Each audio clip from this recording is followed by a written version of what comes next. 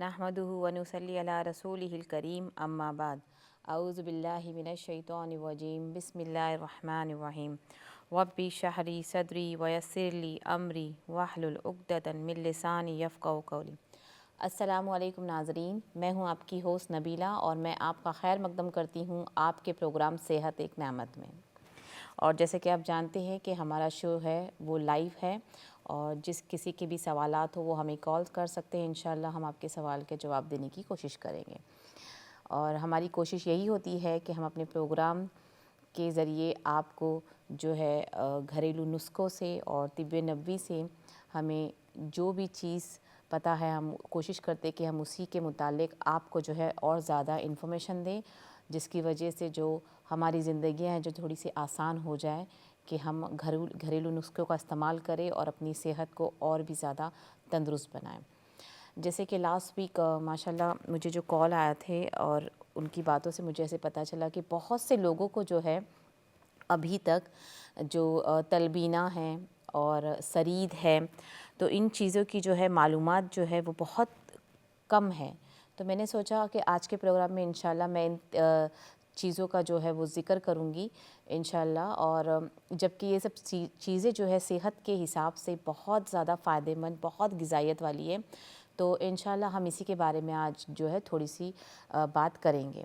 अगर आपको कोई भी कन्फ्यूजन हो या आपके दिल में कोई सवाल हो किसी भी चीज़ को, तो आप हमें बेशक कॉल करें, तो हम जो है आपका जवाब देंगे। तो तलबीना के बारे में मैंने लास्ट वीक बताया था, जिन्होंने जो हड्डी की परेशानियां जो होती है इसके बारे में मैंने बताया था कि आप तलबीना का जो है वो इस्तेमाल कर सकते हैं।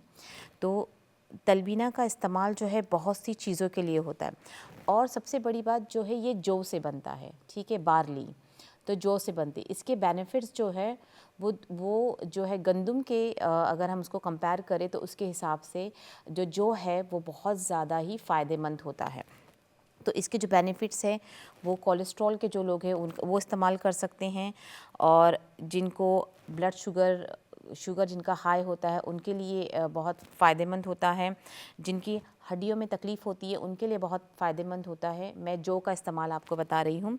और इम्यूनिटी के लिए बेहतर करने के लिए बहुत फ़ायदेमंद होता है। ओबेसिटी जिनको है, अगर वो अपने डाइट में जौ का इस्तेमाल करें, दलिए का इस्तेमाल करें, तो बहुत हद तक जो है उनकी जो परेशानी है वो ख़त्म हो सकती है। हम ओबेसिटी से जो है छुटकारा हम पा सकते हैं अगर हम अपने खाने में जो है रोज़ाना के इस्तेमाल में जौ का इस्तेमाल करें। जिस्म में जिनको सूजन की तकलीफ़ होती है, बहुत ज़्यादा बॉडी में जो सूजन होती है, पैरों में ज़्यादातर पैरों में दिखाई देती है सूजन, हाथों के ये और फट्टों की तरफ दिखाई देती है, तो उनके लिए सूजन कम करने के लिए भी जौ का इस्तेमाल अगर आप करते हैं आपकी ग़िज़ाओं में रोज़ाना, तो इंशाल्लाह इससे भी आपको बहुत फ़ायदा मिलेगा। और यहाँ तक कि डाइजेस्ट की प्रॉब्लम हो किसी को, और जिनको खून साफ़ करने के लिए जो टॉक्सिक जो हो जाता है, हम खून की सफाई के लिए बहुत सी चीज़ें खा लेते हैं, दवाइयाँ वगैरह खाते, उसके लिए भी जौ बहुत फ़ायदेमंद होता है, तो जौ का इस्तेमाल कर सकते हैं। बुढ़ापे से होने वाली कोई भी बीमारी, बुढ़ापे से होने वाली कोई भी बीमारी जिसका डर होता है, तो बुढ़ापे से आपको पता है कि क्या क्या चीज़ें होती है। हड्डियों का कमज़ोर होना और हाथ पैरों में हमेशा दर्द होना, किसी किसी को सूजन होती है, पल्पिटेशन होती है, गम हो जाता है, स्ट्रेस होता है, तो इन सब चीज़ों को हम इसमें ऐड कर सकते हैं। तो इसी के लिए तलबीना का इस्तेमाल किया जाता है। ये सुन्नत नबवी भी है और हमारे नबी हुजूर पाक सल्लल्लाहु अलैहि वसल्लम जो है इसका इस्तेमाल करते थे। तो तलबीना ये होता है। तो तलबीना के जो हदीसों में है वो बहुत से चीज़ों में जो बनाने का जो तरीका है वो बहुत से मुख्तलिफ़ है। उलमाओं ने इसमें जो है मुख्तलिफ़ तरीके से भी चीज़ें बताई गई हैं। तो इसका जो तरीका होता है वो जो जौ है, अच्छा इसको आप जो जौ का जो है जो बार्ली है वो आप पाउडर के फॉर्म से भी इस्तेमाल कर सकते हो, या इसको मोटे मोटे दाने भी जो मिलते हैं, बार्ली यहाँ पे बहुत ज़्यादा इस्तेमाल होती है। तो जो बारीक बारीक जैसे रवा जैसा होता है, सूजी उससे थोड़ी बड़े मिक़दार में होते हैं, जैसे खुसखुस यहाँ पे होता है उसके तरह भी वो दिखा जाता, वैसा भी आपको मिल जाएगा। कूटा हुआ भी मिल जाता है, अक्खा दाना भी मिल जाता है। तो लेकिन अगर आप उसको ला के अपने हिसाब से गुरदुरा सा उसको अगर ग्राइंड कर ले, या आपको पाउडर फॉर्म में पीने जैसा बनाना है, तो आप पूरी तरह से पाउडर उसको बना सकते हैं बार्ली को। मैं आपको ये एडवाइस नहीं करूँगी कि आप पाउडर जो है वो बना हुआ जो रखा हुआ रहता है आप उसको लाके बनाएं। आप बार्ली छोटे से पैकेट में होती है, आप उसको घर के किसी भी मिक्सर में डाल के पाउडर बना दें। आपको जिस तरह फॉर्म में उसको चाहिए, थोड़ा मोटा सा, तो आप मोटा बना दें। तो उसको आप दूध में, जो तलबीना का सही तरीका है वो आप जिस तरह से आप 1 गिलास दूध पीते हो, तो दूध के अंदर जो है तलबीना का पाउडर या मोटा वाला तलबीना उसको भिगाते हैं, फिर उसको दूध में बॉईल किया जाता है।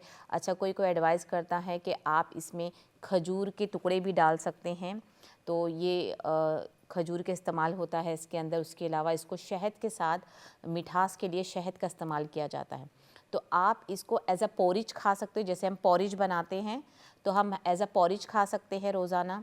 आप इसको सुबह भी खा सकते हैं। आपको अगर डिनर के टाइम पे आपको डिनर नहीं खाना है तो आप इसका इस्तेमाल भी कर सकते हो।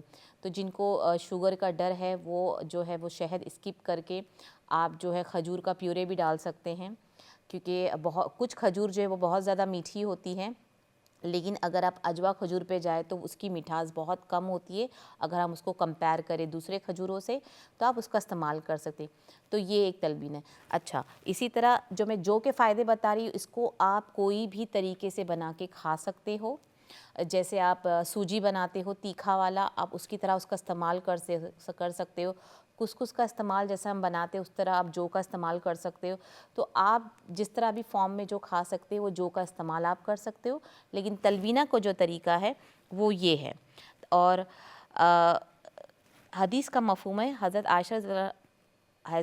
आयशा रज़ियल्लाहु अन्हा फरमाती हैं कि तलबीना जो है वो बेशक गम का इलाज है, गम को दूर करता है।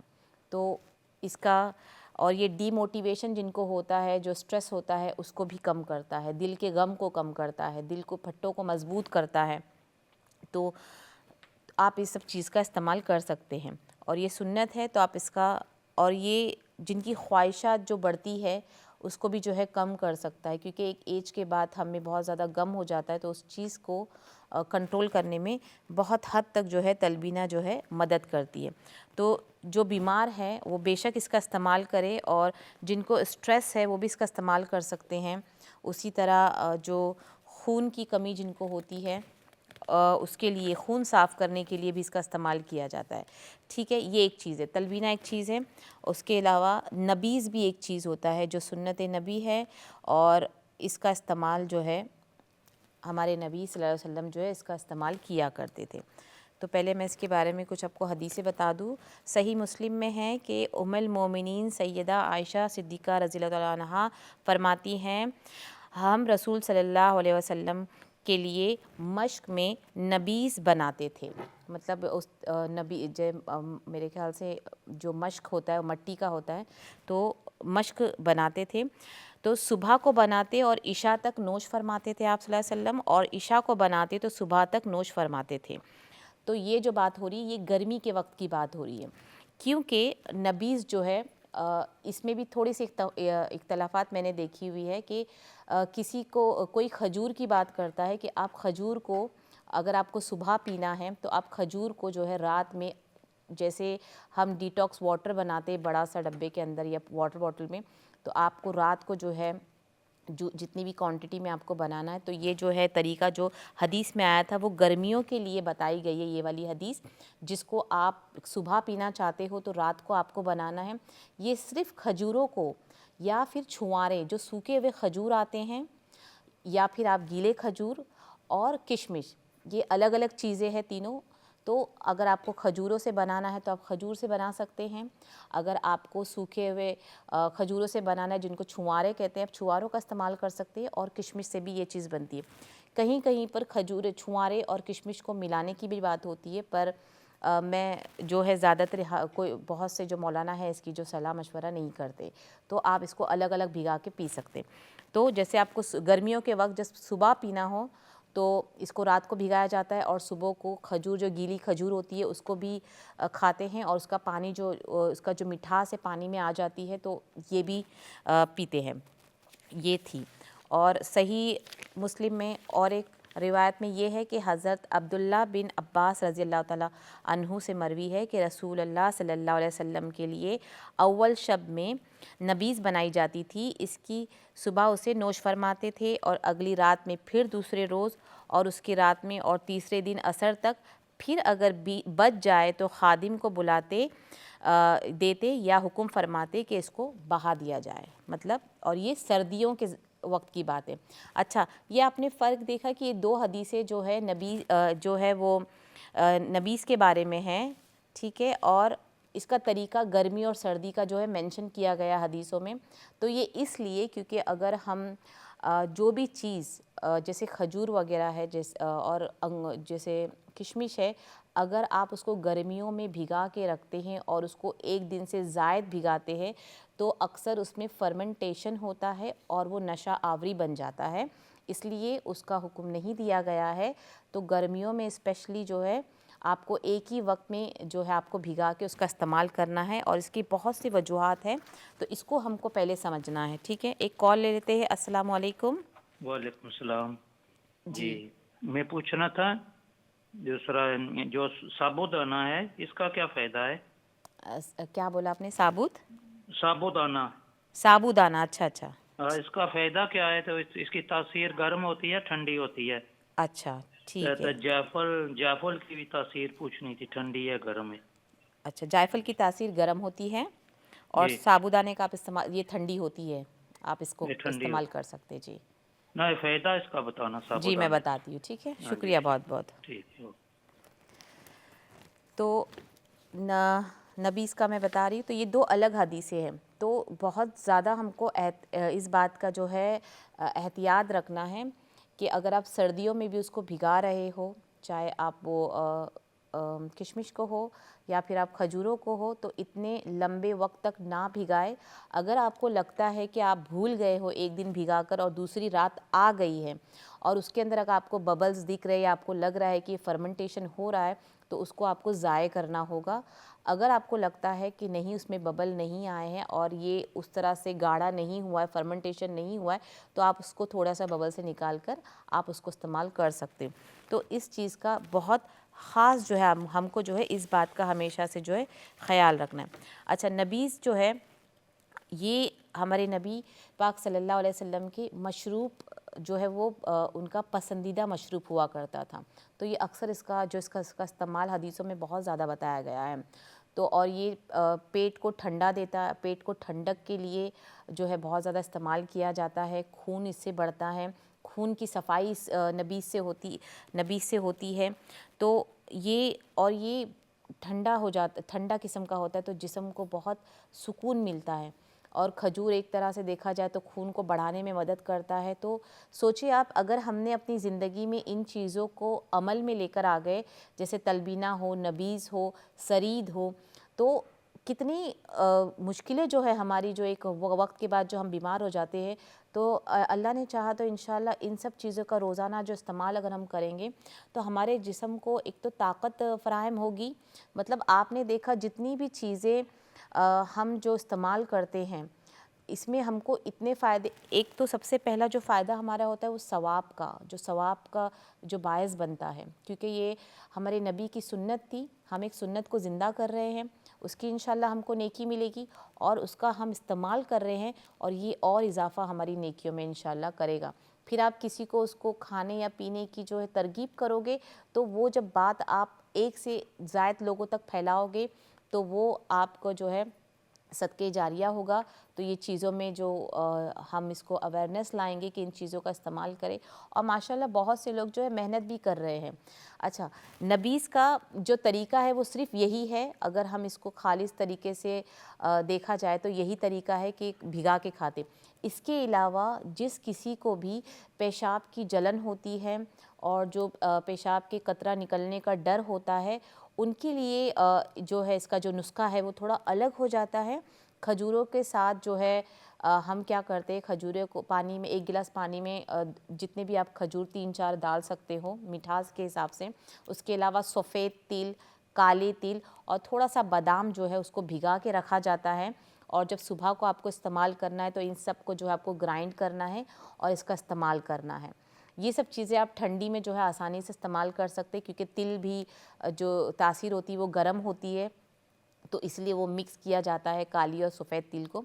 तो ये जो है जिनको पेशाब की परेशानियां होती है, ज़्यादातर एक एज के बाद जो है वो कतरा निकलने का डर होता है, खौफ होता है और कमज़ोरी फ़ील होती है, हम रोक नहीं पाते हैं, तो उसके लिए जो है इस तरीके का बनाया जाता है। तो ये जो डिफरेंट चीज़ हो जाती है।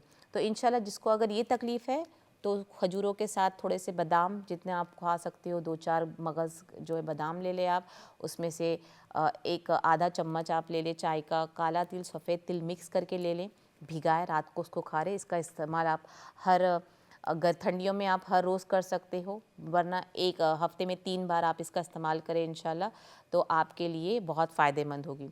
ठंडी में अक्सर ये जो शिकायतें जो है वो पेशाब की जलन वगैरह की होती है, अगर उसको सिर्फ किशमिश भी अगर आप भिगा के सुबह उसके पानी के साथ किशमिश भी पिए तो ये पेशाब की तकलीफ़ और परेशानियों को दूर करती है।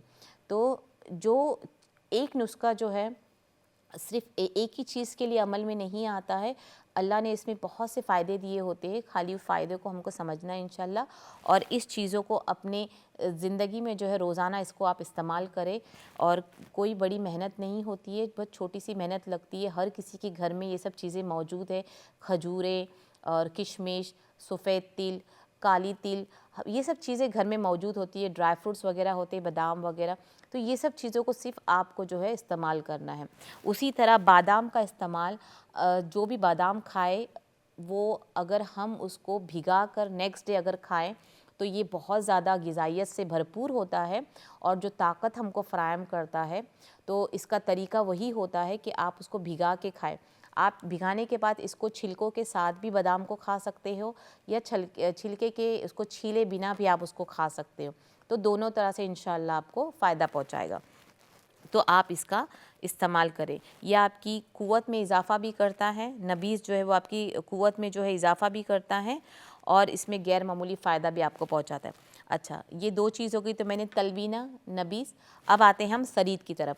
अच्छा, सरीद का इस्तेमाल आज भी बहुत से ममालिक में, मिडल ईस्ट में और यहाँ तक कि एशिया के कुछ अलग अलग जो शहर है वहाँ पे इसका इस्तेमाल बहुत ज़्यादा होता है। हालांकि बहुत से लोगों को इसकी जो है मालूमात नहीं है कि सरीद क्या होता है, और ये भी हमारे नबी सल्लल्लाहु अलैहि वसल्लम की जो है वो बहुत ही मरगूब ग़िज़ा थी और बहुत ज़्यादा पसंद करते थे। तो सरीद का ऐसा, अच्छा, सरीद को खाने के फ़ायदे ये हैं कि ये आपको बहुत ताकत फ़राहम करता है, क्योंकि सरीद जो है वो रोटी और जो गोश्त होता है उसका शोरबा है, उसको मिक्स करके खाया जाता है। और उसको आप जौ के आटे से बना सकते हो, या जो भी रोटी आप इस्तेमाल कर सकते हो, या ब्रेड का इस्तेमाल होता था उस ज़माने में, जो होती ब्रेड बनती थी तो आप पीटा ब्रेड जो होता था उस ज़माने में उसका इस्तेमाल किया जाता था। तो इन 2 चीज़ों से मिलके जो इसको बनाया जाता था।